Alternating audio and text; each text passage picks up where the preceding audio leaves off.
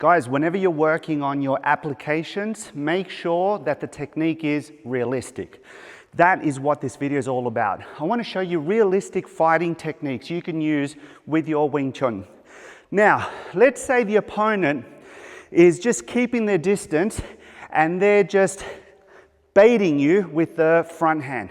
Now, this hand can be a shove, a push, a punch, whatever it may be. So when you're practicing, just have your training partner feed you that leading hand. So when you're dealing with that hand, you see the cross coming at you. So then you can sidestep and then follow up. Do you see that? So Brendan's teasing me with this one, and then I can follow up on the second one. Now, how you set up your technique for this particular scenario, you can try and work on it with a right lead. So he's coming and I'm stopping it here. But also if he starts again, I can step back, because you need to work all different options to make it a realistic scenario. So Brendan's teasing me here. I can step back, he comes in, boom, boom, and then you can follow up with a kick.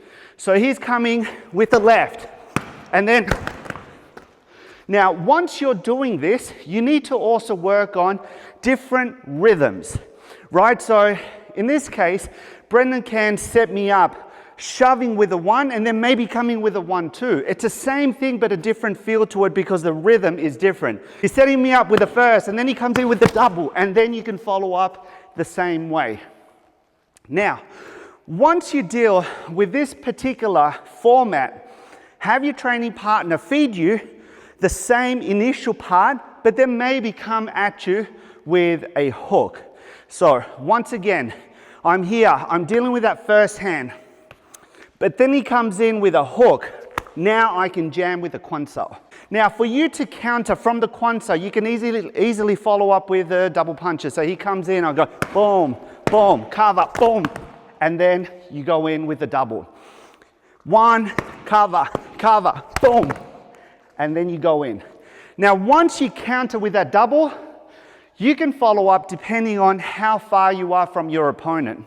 A good option is a knee, right? A kick. For this particular scenario, I'm just going to show you a kick, right? To the midsection towards, say, the floating ribs. So he's setting me up. Boom, boom, I cover here, right? It's a really good and effective, realistic Wing Chun fighting technique. On the last one, let's say for this one, the opponent grabbed our clothes. So this time, he's very close. As you can see, Brendan is tall. So regardless of how tall your opponent is, a very effective way for you to deal with this attack is to pin and go, right? So what you're doing here, you're trapping and you're going towards the ear. So if I do it towards you guys, I trap and I go towards the ear. Now, when doing this particular movement, I like to use my stance, because that way I'm going to drive as much power as I can into the strike. And then once I do that, once I go here, then it's the thrusting palm strike. So it's a 1-2, which you're going to be doing seamlessly, because he's here, I go boom, boom, straight away. Once you've gained that distance, then you can close the gap with your chain punches. So from here, you sit on your horse, you go 1, 2, and then you can follow up with your chain punches. We'll do it again. So from here, it's a 1, it's a 2, and then you can follow up with your chain punches.